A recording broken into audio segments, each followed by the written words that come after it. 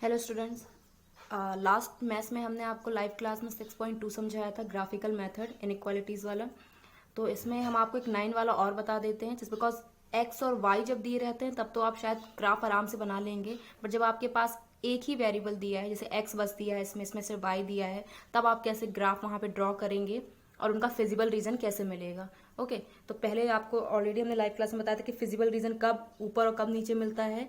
जब आपका 0 पॉइंट के लिए आपका स्टेटमेंट ट्रू होता है तो फिजिबल रीजन उस लाइन के ग्राफ के नीचे मिलता है, और जब फॉल्स होता है तो ऊपर मिलता है ना। क्वेश्चन नंबर 9 जो दिया है, y इज लेस देन -2, तो सबसे पहले हम क्या करते हैं, अपनी इनइक्वालिटी को किस में कन्वर्ट करते हैं, इक्वेशन में कन्वर्ट करते हैं। तो हम बोल सकते हैं कि y इज इक्वल टू -2 है। y -2 कब होगा, जब हमने शायद x 0 रखा होगा। यहाँ पे भले x का पॉइंट नहीं है, बट हम यहाँ बोल सकते हैं ना कि x अगर 0 होगा तो y कुछ ना कुछ तो हो गई। तो y यहाँ पे -2 है तो हम x को यहाँ पे 0 बोल सकते हैं। अब यहाँ पे सिर्फ एक ही पॉइंट मिलेगा, क्योंकि इसके बाद हमें अब यहाँ पे y इज लेस देन है, तो x के लिए हमें अब कुछ नहीं निकालना है कि y अब 0 रखेंगे तो x क्या मिलेगा। यहाँ पे सीधी सी बात है, y बस दिया है तो y आपका -2 है, क्योंकि x आपका 0 है। ठीक है, अब आप ग्राफ देखो, यहाँ पे हमने ग्राफ बनाया। सबसे पहले ये देखो कि आपके जो नंबर हैं वो पॉजिटिव है कि नेगेटिव। तो ये नेगेटिव है, तो नेगेटिव है तो इसीलिए यहाँ पे हमने वैसे तो पॉजिटिव भी रखा है पर -2 तक लिमिट रखा है। ठीक है, तो अब यहाँ पे y इज इक्वल टू -2 है जब आपका x 0 है। x का 0 तो यहीं रहेगा, y का -2 कहाँ मिलेगा, नीचे साइड मिलेगा, जस्ट बिकॉज यहाँ पे क्या है, माइनस में है। तो ये एक लाइन ड्रॉ कर दी। अब क्या करना है, अब आप सोचो कि अब यहाँ कैसे हम लाइन ड्रॉ करें, कि इसको ऐसे मिलाए, कैसे मिलाए। तो यहाँ पे बेसिक से ध्यान रखना, x 0 तो यहीं मिलेगा, y का भी 0 यहीं पॉइंट रहता है। y का अगर -2 यहाँ मिला है ना, तो अपनी पेंसिल उठाइएगा और स्केल से ऐसे लाइन ड्रॉ कर देना, ये हॉरिजेंटली। याद रखना, अगर आपको इनइक्वालिटी y पॉइंट के लिए दी है, सिर्फ y पॉइंट के लिए, ठीक है, तो आपका जो ग्राफ ड्रॉ होगा वो हॉरिजेंटली होगा, मतलब इस तरीके से क्षैतिज रेखा होगी, हॉरिजेंटली होगा। और इसी तरीके से अगर 10 में आपको क्या दिया हुआ है, x पॉइंट दिया है, तो x इज इक्वल टू -3 कब होगा, जब आपका y 0 होगा। तो y का 0 तो यहाँ मिलेगा और x का -3 यहाँ कहीं मिलेगा, ये जैसे मान लीजिए यहाँ कहीं 3 मिला। तो आप इसको कैसे ड्रॉ करोगे, अगर x दिया है तो आपका जो ग्राफ बनेगा वो परपेंडिकुलर बनेगा।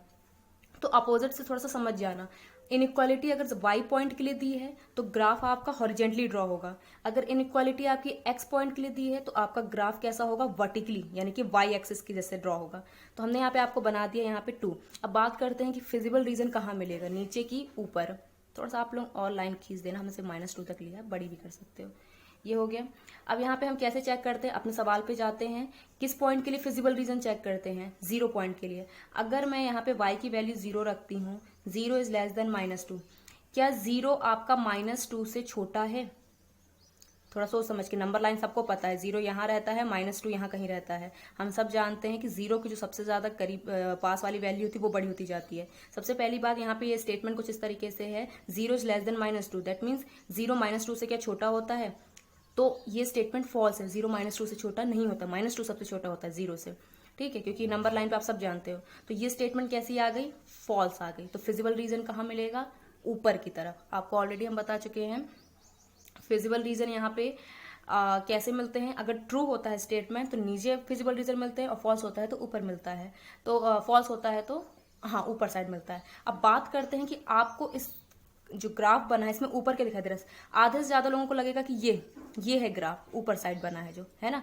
पर ध्यान रखना, ऊपर साइड का कहने का मतलब ये है कि आपको जरा ध्यान देखो ना, आपका ग्राफ यहाँ बना हुआ है, देखने से भले आपको अपर साइड ये दिखाई दे रहा है कि फॉल्स है तो ऊपर यहाँ कहीं मिलेगा, तो आप यहाँ पे इसको ड्रॉ करना शुरू कर दोगे। नहीं, आपको क्वाड्रेंट के अंदर नहीं जाना है। अगर आप यहाँ जाओगे ना तो अब तो आप एक तरफ से नीचे ही दिखा रहे हो। थोड़ा सा अगर आप देखो ध्यान से तो आपको इस पॉइंट के अंदर नहीं जाना। ये क्वाड्रेंट है आपका, ये क्वाड्रेंट है आपका, ये थर्ड है, ये फोर्थ है। तो हम क्वाड्रेंट से बाहर जाते हैं जब हमारा स्टेटमेंट कैसा आता है, फॉल्स आता है। तो आपको ये है ड्रॉ, जो कहने के एक लाइन से बस याद रखो, फिजिबल रीजन कहाँ मिला है, आपको ऊपर मिला है। बट थोड़ा सा तरीका याद रखना कि एक्चुअली जो आपको ऊपर नजर आ रहा है ना, वो ऊपर नहीं है, वो नीचे है। ठीक है, और जो आपको नीचे साइड नजर आ रहा है, आप जब बनाओगे कॉपी में तो आपको ये नीचे से लगेगा, बट ये एक्चुअली ये ऊपर है, अपर साइड है। ठीक है ना, आपको क्वाड्रेंट के अंदर नहीं जाना है, क्वाड्रेंट से बाहर जाना होता है जब स्टेटमेंट फॉल्स आता है। तो दिस इज आंसर 6.2, इसलिए बता दी क्योंकि इसमें सिर्फ एक ही पॉइंट था, एक्स का पॉइंट नहीं था। सेम इसी तरीके इसमें भी करना पड़ेगा, y 0 रखोगे तो x इज इक्वल टू -3 मिलेगा। तो लाइन ड्रॉ करना, फिर ऊपर नीचे देख लेना, स्टेटमेंट अगर ट्रू आता है तो फॉल्स। तो इसका ध्यान आपको रखना है।